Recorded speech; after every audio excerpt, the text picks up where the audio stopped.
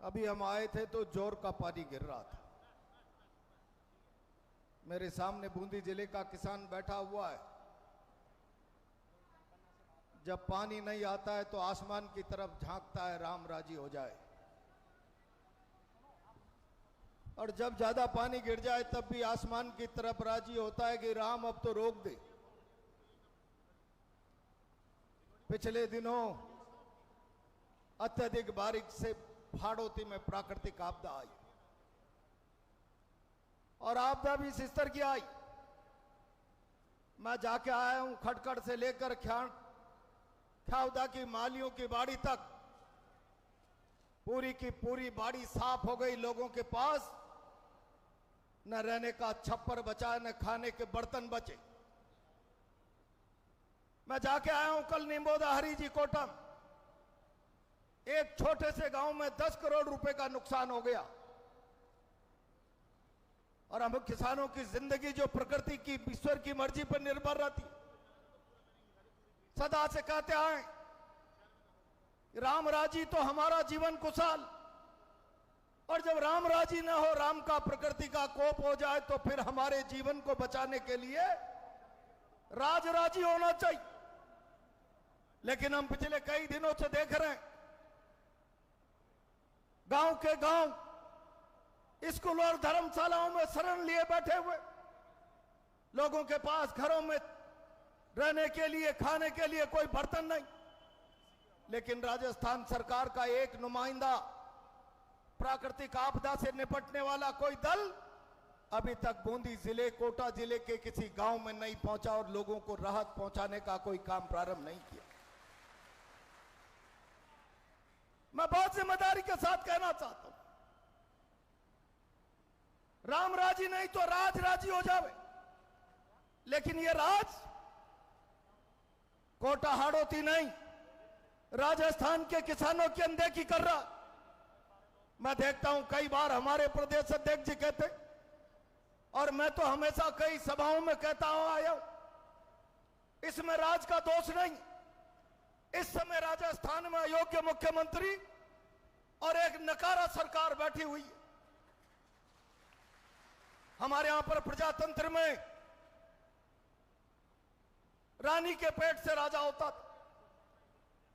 और जब कांग्रेस ने देश की आजादी की लड़ाई लड़ी, देश में प्रजातंत्र आया, जनता पेटी में से अपने राजा का चुनाव, सेवक का चुनाव करने लगी। लेकिन आज मौजूदा हालात में देश में परिस्थितियां बदल गई। जनता पेटी में से अपना नेता चुनती है, लेकिन प्रदेशों में सरकारें मुख्यमंत्रियों का चुनाव जनता की मर्जी से नहीं, अब राजा पर्ची से पैदा होने लग गया। पर्ची से राजा पैदा होने, ये जो परिस्थितियां पैदा हो गई, ये साधारण परिस्थितियां नहीं है। ये जनादेश का अपमान है, जनता के भरोसे का अपमान है। जनता जिस पर भरोसा करती है, नेतृत्व पर विश्वास करती है, उसको ठोकर मार दी जाए। दिल्ली की मर्जी से, पर्ची से राजस्थान की जनता के माथे पर नकारा और अयोग्य नेतृत्व थोप दिया जाए।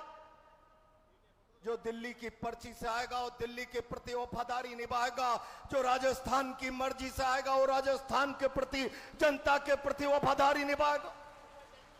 यहाँ का मुख्यमंत्री राजस्थान की जनता की मर्जी से नहीं, दिल्ली की मर्जी से। डोटासरा जी और जूली जी अभी भी किसी प्रेस में कह रहे थे, राजस्थान का मुख्यमंत्री दिल्ली की मर्जी के बगैर कुछ कर नहीं सकता। इन विकट परिस्थितियों में राजस्थान की जनता के सामने कोई चारा नहीं बचता। अपने हक और अधिकार के लिए झंडा हाथ में उठाए और संघर्ष का बिगुल फूंकते। मैं बहुत लंबी चौड़ी बात नहीं करना चाहता, मैं तो केवल इतना कहना चाहता हूं, किसान भाई और बहनों, पूरे देश में राहुल गांधी जी ने वोटर अधिकार यात्रा प्रारंभ कर रखी। हम जब भारत का संविधान उठाकर हाथ में लेते, 2024 के चुनाव में जिस संविधान की रक्षा और चुनौतियों की बात होती रही, उस संविधान का पहला पन्ना खोलिए और पहला पन्ना खोलकर एक लाइन पढ़िए, हम भारत के लोग, इस शब्द में संविधान की सारी शक्ति निहित है। और हम भारत के लोग, जनता में संविधान की सारी ताकत निहित है। सारे संविधान के अनुरूप चलने वाली, सारे हिंदुस्तान की व्यवस्था जनता के प्रति उत्तरदायी है। और आज जिस संविधान की ताकत जनता में निहित है, वो ताकत जनता वोट के माध्यम से प्रकट करती है। उसकी सारी की सारी शक्ति वोट के माध्यम से प्रकट करती है। और आज आपने देखा होगा, मैंने पार्लियामेंट का चुनाव लड़ा, क्या दृश्य बना। 5 साल में लोकतंत्र का बसंत पर्व आता है, जनता मन से मचलती है, अपने मन का प्रतिनिधित्व चुनने का प्रयास करती है और उस वोट की ताकत का प्रदर्शन करती है। उस पर भी डाका डाला जाने लगे, प्रशासनिक बेड़ियां लगा दी जाए, किसी का रोजगार छीन लेंगे, किसी का धंधा छीन लेंगे, किसी की जेसीबी बंद कर देंगे, किसी की खान बंद कर देंगे, किसी को कानून के शिकंजे में फंसा देंगे। ये लोगों के हक अधिकार पर शासन की ताकत के आधार पर जो डाका डालने का प्रयास प्रारंभ हुआ है, संविधान की आत्मा घायल है। और ये परिस्थितियां साधारण परिस्थितियां नहीं, ये परिस्थितियां आजादी की लड़ाई के बराबर इस मुल्क में संविधान की रक्षा के लिए लड़ने की स्थितियां बना रही है। मैं तो इस अवसर पर केवल इतना कहना चाहता हूं, इस बात को साधारण रूप से नहीं ले रहा। राजस्थान का बूंदी हाड़ौती का किसान, आपके पास वोट की ताकत के अलावा कोई ताकत नहीं। उस ताकत को भी पुलिस का सिपाही डरा कर प्रभावित कर दे, कोई इनकम टैक्स आईबी का, कोई सीआईडी सीबी का इंस्पेक्टर आकर आपके वोट की ताकत को प्रभावित कर दे, तो मैं समझता हूं ये आपके अधिकार पर डाका नहीं, लोकतंत्र की व्यवस्था का मजाक, संविधान की आत्मा में खंजर है। क्या हालात बन रहे देश। मैंने देखा है, तालाब गांव के लोगों के 40 टन बजरी भरकर लेकर आ गए तो सीबीआई पीछे पड़ जाती है। 4 दिन पहले से पूरे हिंदुस्तान के अखबार चिल्ला रहे हैं, गुजरात में 10 राजनीतिक दलों को 4000 करोड़ से ज्यादा का चंदा दे दिया गया, जिनका आता नहीं पता नहीं। मोदी जी, शाह जी, यह हिंदुस्तान का आवाम सवाल कर रहा है, बताओ कौन से 10 राजनीतिक दल हैं जिनको चलते फिरते 4,500 करोड़ रुपए का चंदा दे दिया, 60 लाख रुपया केवल खर्चा किया। ये 4,500 करोड़ रुपया किसकी जेब में चला गया। 40 टन बजरी पे तालाब गांव में ईडी सीबीआई आ सकती है, क्या गुजरात के दलों पर ईडी सीबीआई जाएगी? या मोदी शाह की संरक्षण में, मोदी शाह के संरक्षण में लोगों की जेबों पर भी डाका डाला जा रहा है, शरेआम धज्जियां उड़ाई जा रही है।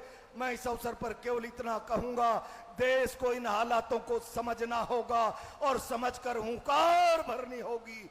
मैं केवल इतना आह्वान करते हुए लड़ने के लिए तैयार रहो।